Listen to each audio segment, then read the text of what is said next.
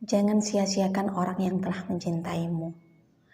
Mungkin kini ia masih bertahan saat kau abaikan. Mungkin saat ini ia masih tersenyum kala kau rendahkan. Mungkin pula ia masih berkata baik-baik saja ketika kau tak henti menghina. Tapi rasa sakit itu ada batasnya. Ikhlas itu ada masanya. Jenuh itu ada waktunya. Dan kau hanya akan bisa menangis tersenduh saat dia memilih menerima untuk mengikhlaskanmu. Pergi meninggalkanmu karena untuk bertahan pun ia sudah merasa tak mampu. Sujudmu tak akan lagi berarti baginya, karena sakit itu telah membekas membakar ingatannya. Berjalan mengekor, Naila merasa iba pada ibunya. Langkah itu terlihat semakin lambat, dengan tubuh sedikit membungkuk dan kulit yang hampir keseluruhan mengeriput. "Dok," panggil Bu Sumarni, melihat Naila berdiri mematung di pintu dapur. "Sini," imbuhnya, melambaikan tangan yang entah mengapa terlihat sedikit kurus di mata Naila. Sementara Pak Handoko hanya mendongak, menatap Naila datar, lantas kembali melanjutkan makan malamnya. Nampak rambut hitam mengintip dari bagian bawah kopiah yang dikenakan, membuat Pak Handoko terlihat lebih muda dari usia sesungguhnya. Sesekali tersenyum, Pak Handoko seperti sedang bercanda dengan seseorang yang berada di seberang sana. Sembari menyuapkan nasi dengan tangan kanan, sementara ponsel itu tak lepas dari tangan kirinya. Melihat pemandangan itu, jelas saja Naila menghela nafas kecewa. Bapak yang selalu marah saat anak-anaknya membawa ponsel ke meja makan, kini seperti tak bisa lepas dari gawainya.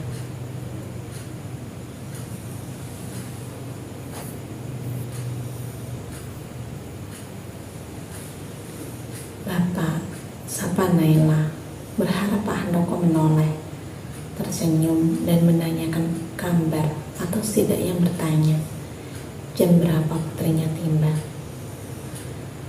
Namun Pak Handoko tak segera menjawab. Bahkan beliau terlihat sedang membalas pesan dari seseorang sebelum akhirnya mendongak menatap Naila. "Iya," jawab Pak Handoko datar, kembali menunduk saat ponsel berukuran 6 inci itu memberikan tanda pesan masuk. Naila mendengus kesal, melirik Bu Sumarni yang ternyata juga tengah memperhatikan suaminya.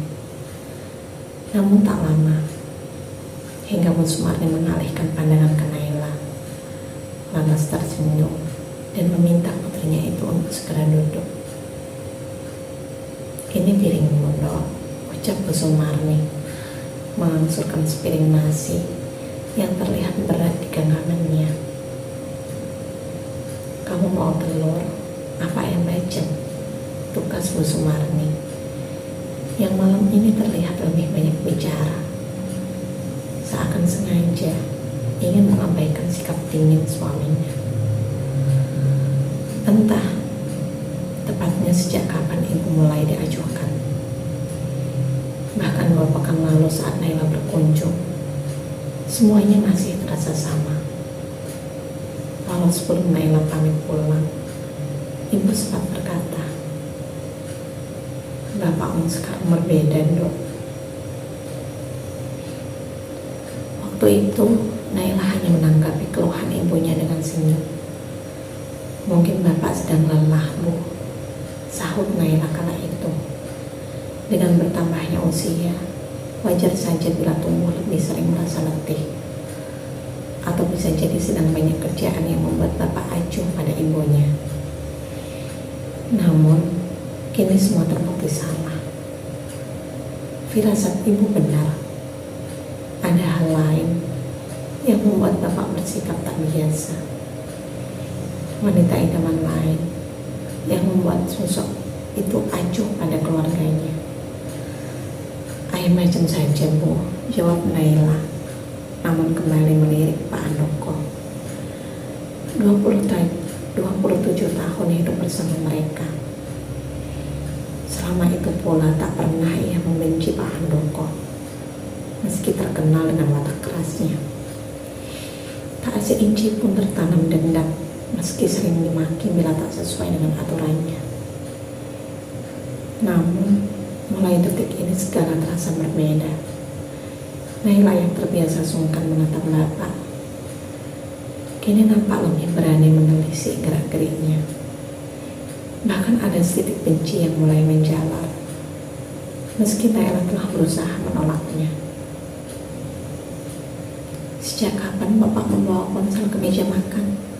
Celutuk Naila tanpa menatap, berpura menikmati makan malam. Sontak saja, Pak Handoko menatap Naila dengan alis saling mendekat, dengan bibir mengatup rapat dan lubang hidung yang melebar. Ia berucap keras, "Kenapa kalau bapak membawa ponsel ke meja makan?" Bentaknya tak terima. Sementara Bu Sumarni, beliau terlihat gemetar, mendelik menatap Naila dengan giringan kepala, seakan mengisyaratkan agar sang putri tak lagi melanjutkan ucapannya. Tak mengindahkan, Naila memilih diam, menarik nafas berat, dan tersenyum menatap Pak Handoko. Dulu, bapak sering memarahi Naila kalau bermain ponsel sambil makan.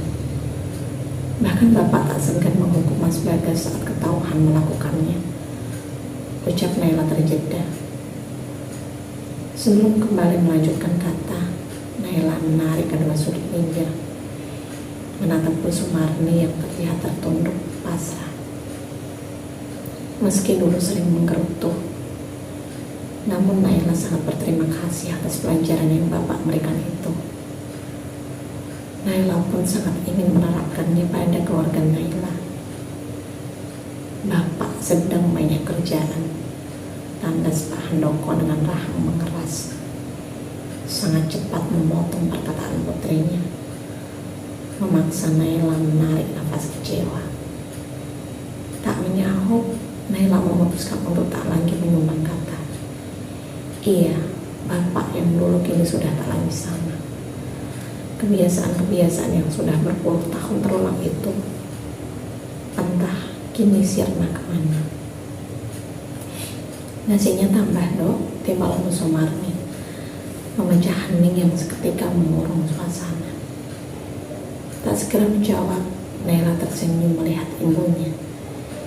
Iya Bu, ulas Naila kembali menyodorkan piring dan membiarkan Bu Sumarni kembali menuangkan nasi meski perutnya telah terasa kenyang. Bukan karena rakus, bukan. Naila hanya tak ingin mematahkan usaha Bu Sumarni mencairkan suasana. Bapak sudah selesai makan? Tanya Bu Sumarni, menatap heran Pak Handoko suaminya. Sudah, jawabnya singkat, sembari mengunyah sisa makanan di dalam mulut. Dulu bapak juga sering bilang, tak boleh ada sisa di piring saat makan, celutuk Naila. Walau tak keras, tapi jelas sekali Pak Handoko menghembuskan nafas berat. Wajahnya kembali memerah, meski tetap menunduk, mencuci tangan dalam baskom yang memang telah disiapkan.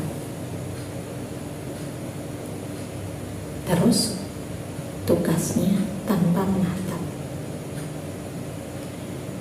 Naila nampak mengangkat kedua bahu bersamaan.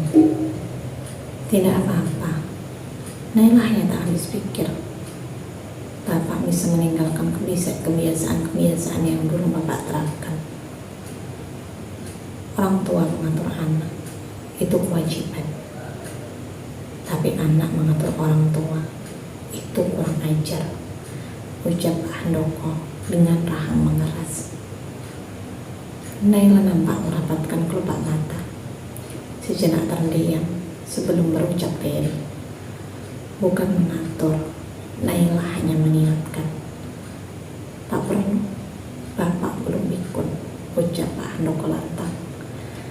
Maaf, sahut Naila mengiringi langkah Pak Handoko yang telah menjauh. Sementara Bu Sumarni hanya mampu menunduk, menyimpan perih hati. Tangan itu tak berhenti gemetar saat membereskan sisa makan sang suami. Ibu sudah selesai tugas Naila, melihat ibunya yang juga merapikan piring bekas makannya sendiri. Sudah dok, ibu sudah kenyang.